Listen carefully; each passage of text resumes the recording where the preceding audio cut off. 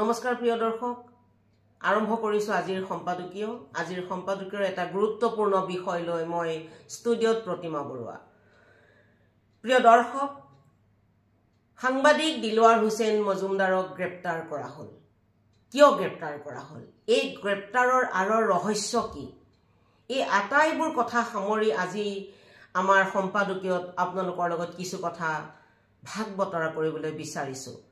সাংবাদিক দিলৱাৰ হুছেইন মজুমদাৰক গ্ৰেপ্তাৰ কৰা হৈছে কিয়নো কোৱা হৈছে যে সাংবাদিক দিলৱাৰ হুছেইনে এটা বিশেষ জনগোষ্ঠীক অপমানসূচক মন্তব্য কৰিছে যিগৰাকী ব্যক্তিয়ে এই আৰক্ষীৰ ওচৰত অভিযোগ দাখিল কৰিলে যে দিলৱাৰ হুছেইনে এটা জনগোষ্ঠীক তেওঁ প্ৰতিনিধিত্ব কৰা জনগোষ্ঠীটোক এটা অপমানসূচক মন্তব্য দিছিল ক'ত দিছিল আমাৰ প্ৰথম প্ৰশ্ন এই অপমানসূচক মন্তব্য দিলৱাৰ হুছেইনে ক'ত দিছিল ৰাজহুৱা স্থানত দিছিল নে তেওঁৰ ঘৰত দিছিল নে তেওঁৰ কাৰ্যালয়ত দিছিল নে ক'ত দিছিল আৰু প্ৰশ্ন এয়া কিমান সত্য আৰু তাৰোপৰি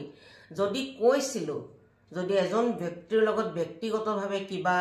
বাক বিতণ্ডা হৈ কোনোবাই যদি কিবা মন্তব্য দিছে সেই মন্তব্যৰ ৰাজহুৱা ভিত্তি কিমান প্ৰিয় দৰ্শক আমাৰ হাতত থকা তথ্যমতে আমি ইতিমধ্যে জানিব পাৰিছো যে দিলৱাৰ হুছেইনক কিয় গ্ৰেপ্তাৰ কৰা হৈছে এটা সন্দেহ প্ৰকাশ কৰা হৈছে আৰু সেই সন্দেহটো অন্য একো নহয় দিলৱাৰ হুছেইনে বিভিন্ন সময়ত চৰকাৰী পক্ষৰে হওক বা সমাজৰ অন্যায় অনীতিৰ বিৰুদ্ধে মাত মাতি আহিছে তাৰ শেহতীয়া এটা উদাহৰণ কিছুদিন আগত কেন্দ্ৰীয় মন্ত্ৰী অসমৰ পৰা কেন্দ্ৰীয় মন্ত্ৰীৰ পদ শুৱনি কৰা কেন্দ্ৰীয় ৰাজ্যিক মন্ত্ৰী পবিত্ৰ মাৰ্ঘেৰিটাক কিছু প্ৰশ্ন কৰিছিল মাৰ্ঘেৰিটাত কয়লা খননৰ ওপৰত আৰু সম্ভৱতঃ আজিৰ তাৰিখত সকলোৱে বিবেচনা কৰিছে ৰাইজে বিবেচনা কৰিছে সাংবাদিকসকলে বিবেচনা কৰিছে বা আমাৰ সংবাদ মাধ্যমসমূহে বিবেচনা কৰিছে যে সেই কথাষাৰেই সেই ইনভেষ্টিগেশ্যনটো সেই অনুসন্ধানেই হয়তো কাল হ'ল দিলৱাৰ হুছেইন মজুমদাৰৰ যাৰ কাৰণে আজি এটা সাধাৰণ কথাক ডাঙৰ কথা ৰূপ দি পেলাই তেখেতক গ্ৰেপ্তাৰ কৰা হৈছে তেখেতে কোনো ৰাজহুৱা স্থানত কোৱা নাছিল এটা জনগোষ্ঠীৰ ওপৰত যি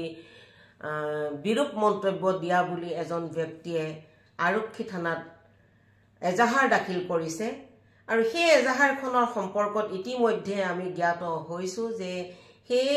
বক্তব্য যদি দিছিল দিলৱাৰ হুছেইনে কোনো ৰাজহুৱা স্থানত দিয়া নাছিল মই অসম চৰকাৰক এষাৰ কথা ক'ব বিচাৰো ছত্তীশগড় আদালতে এটা বিশেষ কথাৰ ওপৰত ৰায় দি থৈছে সেই ৰায়টো হ'ল ৰাজহুৱা স্থানত যদি কোনো জনগোষ্ঠীক কোনো ধৰণৰ বিৰূপ মন্তব্য কৰা বুলি প্ৰমাণ নহয় বা বিৰূপ মন্তব্য নকৰে তেনেহলে সেই মন্তব্য অপৰাধ হ'ব নোৱাৰে তে দেশৰে যদি এখন ৰাজ্যই তেনে ধৰণৰ ৰায় দি থব পাৰে তেনে ধৰণৰ ভাৰ্ডিক দি থব পাৰে তেনেহলে আমাৰ ৰাজ্যখনতো নিশ্চয় সেই একেখিনি একেখন দেশৰ ৰাজ্যই কোনোবাই কাৰোবাৰ ন্যায়পালিকাই কৈ থোৱা কথাষাৰ আমাৰ দেশতো প্ৰযোজ্য কৰিব পাৰে আমাৰ ৰাজ্যতো প্ৰযোজ্য কৰিব পাৰে কিন্তু তাকেই নকৰি দিলৱাৰ হুছেইনৰ মুখ বন্ধ কৰাৰ এই ষড়যন্ত্ৰ চৰকাৰে কিয় কৰিলে কিয় দিলৱাৰ হুছেইনৰ দৰে নিৰ্ভীক সাংবাদিকৰ মুখ বন্ধ কৰি তেওঁলোকে তেওঁলোকৰ পথবোৰ মসৃণ কৰিব খোজে তাৰ মানে যে আমাৰ সাংবাদিকসকলে যিবোৰ কৈ থাকে যে চৰকাৰে বিভিন্ন দুৰ্নীতিত লিপ্ত হোৱা ব্যক্তিসকলক সুৰক্ষা দিয়ে চৰকাৰে সিন্ডিকেটসমূহক সুৰক্ষা দিয়ে চৰকাৰে বিভিন্ন অন্যায়কামী কাৰ্যক সুৰক্ষা দিয়ে এয়া সঁচা নেকি যে অন্যায়কাৰীসকলক সুৰক্ষা দিবলৈ গৈ ন্যায়ৰ সপক্ষে মাত দিয়া সাংবাদিকৰ কণ্ঠৰোধৰ কাৰণে আজি চৰকাৰে এয়া প্ৰচেষ্টা হাতত লৈছে নেকি যদি সেই হৈছে এয়া সমাজৰ কাৰণে বহু ক্ষতিকাৰক হ'ব ৰাজ্যৰ কাৰণে জনতাৰ কাৰণে দেশখনৰ কাৰণে বহু ক্ষতিকাৰক হ'ব এইখিনিতে মুখ্যমন্ত্ৰী মহোদয়কে আদি কৰি শাসকীয় দলৰ চৰকাৰখনক সমূহ সদস্যসকলক এষাৰ কথা মই মনত পেলাই দিব খুজো কিছুদিন আগত দেশৰ প্ৰধানমন্ত্ৰী মোদী ডাঙৰীয়াই কৈছিলে যে ক্ৰিটিসিজম সমালোচনা হ'ল গণতন্ত্ৰৰ আত্মা। আৰু যদি কথাটো তেনেকুৱাই হয়, সমালোচনা যদি গণতন্ত্ৰৰ আত্মা, তেনেহ'লে আপোনালোকে সমালোচনা কিয় গ্ৰহণ কৰিব নোৱাৰে? সমালোচনা গ্ৰহণ কৰক, তেনেহ'লে আত্মাক আপোনালোকে পবিত্ৰ স্থান দিয়ক। সমালোচনা যদি গণতন্ত্ৰৰ আত্মা, তেনেহ'লে আপোনালোকে সেই আত্মাক পবিত্ৰ স্থান দিয়ক আৰু সমালোচনা গ্ৰহণ কৰক। আৰু তেতিয়াহে দেশখন যদি উন্নতৰ পৰা উন্নতৰ দিশলৈ আগবাঢ়িব পাৰে। নহ'লে এনেধৰণে সাংবাদিকক অত্যাচাৰ কৰি, সাংবাদিকক জেল হাজতলৈ প্ৰেৰণ কৰি, মুক্ত কণ্ঠবোৰ ৰোধ কৰি আপোনালোকে নেভাবিব আপোনালোকে সফল হ'ব পাৰিব, আপোনালোকৰ ইচ্ছামতে ৰাজ্য শাসন কৰিব পাৰিব। সেয়া ভুলেই হওক, লাগিলে শুদ্ধই হওক। প্ৰিয় দৰ্শক, আজিৰ তাৰিখত এটা কথা প্ৰমাণ হ'ল যে সকলো সাংবাদিক একেই নহয়। হয়তো মুষ্টিমেয় এচাম সাংবাদিকে চৰকাৰৰ ধেমা ধৰাৰ হিচাপে চৰকাৰৰ পদদলিত হৈ কিবা কৰিব পাৰে, তেওঁলোকে বাতৰি সম্প্ৰচাৰ কৰিব পাৰে বা কিছুমান বাতৰি লুকুৱাবলৈ চেষ্টা কৰিব পাৰে। অন্ততঃ গৰিষ্ঠ সংখ্যক সাংবাদিক তেনে নহয়। তাৰেই প্ৰমাণ আজি অসমৰ বিভিন্ন অঞ্চলত দিলৱাৰ হুছেইনৰ গ্ৰেপ্তাৰৰ প্ৰতিবাদত যি সমদল, যি প্ৰতিবাদ কৰি আমাৰ সাংবাদিকসকল ওলাই আহিছে, এয়া প্ৰমাণ দিছে যে আমি এতিয়াও গণতন্ত্ৰৰ চতুৰ্থ স্তম্ভ আজিও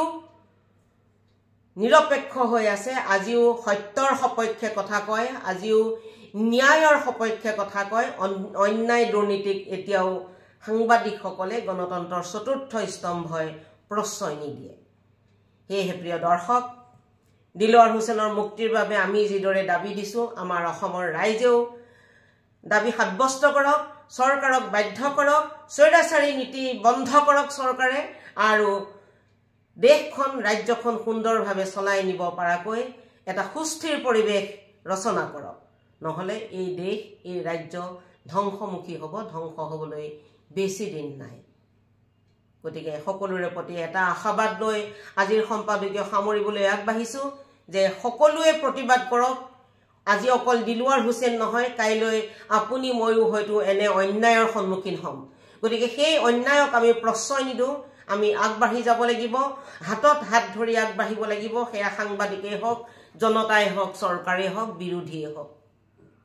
সকলোৱে এই ন্যায়ৰ কাৰণে চেষ্টা কৰক, যুদ্ধ দিয়ক আৰু আগবাঢ়ি যাওক সমাজৰ উন্নয়নৰ হকে, ৰাজ্যখনৰ উন্নয়নৰ হকে, দেশখনৰ উন্নয়নৰ হকে। আজিৰ সম্পাদকীয় ইমানতে সামৰিছোঁ। পুনৰ আন এটা গুৰুত্বপূৰ্ণ বিষয় লৈ মই পুনৰ আপোনালোকৰ ওচৰলৈ আহিম। আজিলৈ বিদায় মাগিছোঁ। নমস্কাৰ।